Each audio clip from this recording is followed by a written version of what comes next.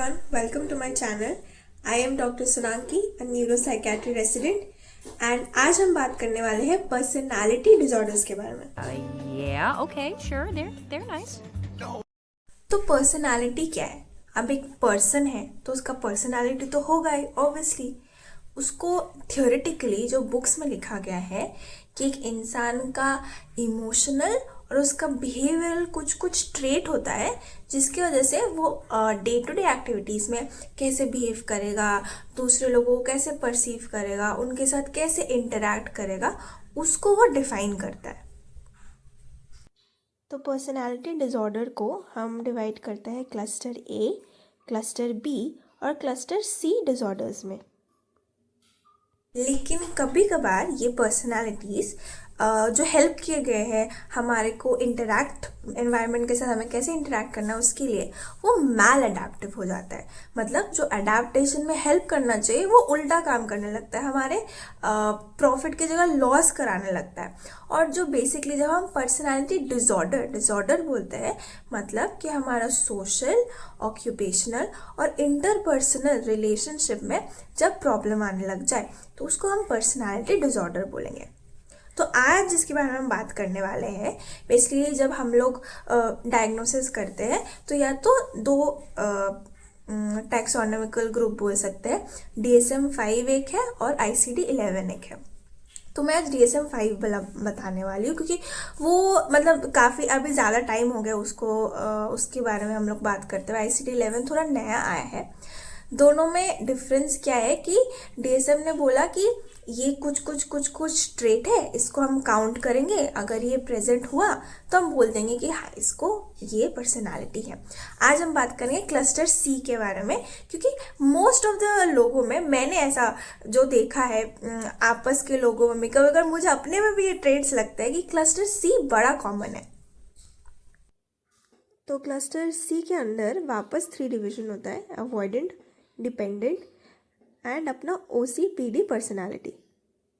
पहला है अपना अवॉइडेंट पर्सनालिटी। तो अवॉइडेंट ट्रेट्स को कैसे समझेंगे? ये लोग ना बहुत शाई से होते हैं, टिमिड से होते हैं। Don't get confuse with introverts, वो नहीं, बट ये लोग रिलेशनशिप, क्लोज रिलेशनशिप बनाना चाहते हैं पर कॉन्स्टेंटली मन में एक फियर रहता है कि उन्होंने सामने से हमको प्यार नहीं किया तो, सामने से हमें रिजेक्ट कर दिया तो उस डर के बारे वो इनिशिएट ही नहीं कर पाते हैं बेसिकली। तो इनके क्लोज फ्रेंड्स जो है बहुत कम होते हैं, सोशल गैदरिंग में जाना इनको उतना पसंद नहीं आता और ऐसा देखा गया है कि इनमें डिप्रेशन होने का चांस, एंग्जाइटी होने का चांस, कभी कभी सब्सटेंस यूज भी ज़्यादा हो सकता है। तो they are more prone towards this disorders. I'm sorry, I'm anxious and I'm alone and not enough sleep. So according to DSM, avoidant personality में हम लोग क्या क्या देखते हैं कि मेल्स और फीमेल्स में इनका रेशियो कॉमन है, मतलब इक्वल डिवीजन है। Hyper sensitivity to rejection and criticism, मतलब इनको बहुत डर लगता है क्रिटिसाइज करने से या कोई इनको रिजेक्ट कर दे तो। थोड़ा सा टिमिड पर्सनालिटी देखा गया है इन लोगों में।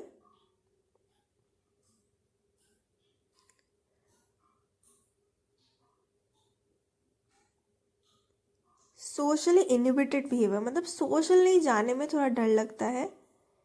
रिलेशनशिप्स चाहते हैं पर डर के मारे इन्वॉल्व नहीं हो पाता है। क्या डर रहता है? फीलिंग ऑफ इनएडिक्वेसी, हमेशा खुद में कमी लगने लगता है उनको। अपना डिपेंडेंट पर्सनालिटी, तो एज द नेम सजेस्ट ये हमेशा किसी के ऊपर डिपेंड करना चाहते हैं। खुद कोई भी मेजर डिसीजन लेने में बहुत प्रॉब्लम होता है जिसकी वजह से डे टू डे एक्टिविटीज़ में इनको प्रॉब्लम होने लगता है। हमेशा तुम बता दो, तुम कर दो, तुम बताओ मुझे कहाँ जाना चाहिए, मुझे क्या करना चाहिए। ऐसा क्लिंगी गर्लफ्रेंड का जो एग्जाम्पल है वो है कि बहुत क्लिंगी हो जाते हैं। Don't come off like some clingy girlfriend. बहुत कम रहता है इनमें। अगेन ये जो पूरा क्लस्टर सी है इन सब में ही देखा गया है कि ये जो इंटरनलाइजिंग डिसऑर्डर्स बोलते हैं, जो डिप्रेशन है, एंग्जाइटी है, ये सब जो जिसमें ये लोग एक्सप्रेस नहीं कर पा रहे हैं कि उनको क्या तकलीफ हो रहा है, कभी कभार डिसोसिएशन भी बोलते हैं, वो भी होने का चांस बढ़ जाता है। तो डिपेंडेंट पर्सनालिटी में हम लोग क्या क्या देखते हैं? फर्स्ट कि बंदा बहुत क्लिंगी हो जाता है, कांस्टेंट सपोर्ट चाहिए उन लोगों को, उनका नेचर थोड़ा सबमिसिव रहता है। जो कॉन्फिडेंस है वो काफ़ी लो देखा गया है इन लोगों में। इनको डे टू डे एक्टिविटीज़ में कोई भी टास्क करने में बड़ा दिक्कत होता है, अपना डिसीजन नहीं ले पाते खुद। कोई भी कॉन्फ्लिक्ट होता है तो अपना स्टैंड लेना, अपना पॉइंट लेना बड़ा मुश्किल देखा गया है। क्यों?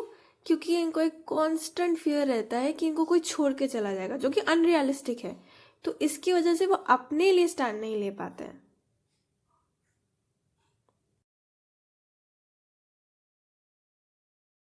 A very infamous OCPD, obsessive compulsive personality disorder, या personality traits जिसके बारे में मैं बता रही हूँ। वेरी इनफ्लेक्सिबल, जैसा उनको चाहिए वैसा ही होना चाहिए, जिसे कॉमनली बड़ा एनल पर्सनालिटी बोला जाता है, कि उनके हिसाब से ही सब कुछ होना चाहिए।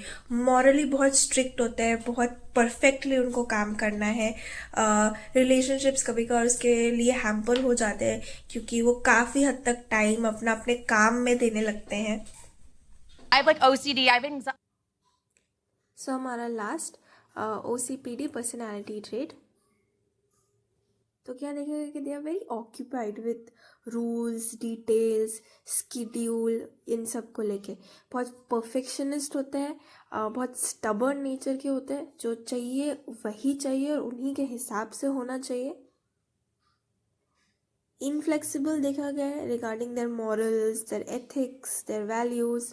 And another weird thing is कि पुरानों चीज़ों को डिस्कार्ड नहीं कर पाता है इजीली। तो होर्डिंग जैसा सिचुएशन होने का चांस है। Not the hoarding disorder, just a trait. The point of the video ये नहीं है कि वीडियो देख के आपको लगे कि अरे ये सब चीज़ें तो मेरे में, तो क्या मेरे में ये एंग्शियस अवॉइडेंट डिसऑर्डर है, या क्या मेरे को OCD है। नहीं, ये सिर्फ ट्रेट्स है, ठीक है। ये तब तक इनको डिसऑर्डर नहीं बोला जाएगा जब तक ये आपके लाइफ को किसी तरह से प्रॉब्लम क्रिएट नहीं करे, आपको या आपके आसपास के लोगों को कोई सिग्निफिकेंट प्रॉब्लम नहीं क्रिएट करे। And a very important thing about OCPD trait और OCD, ये दोनों डिफरेंट चीज़ें हैं।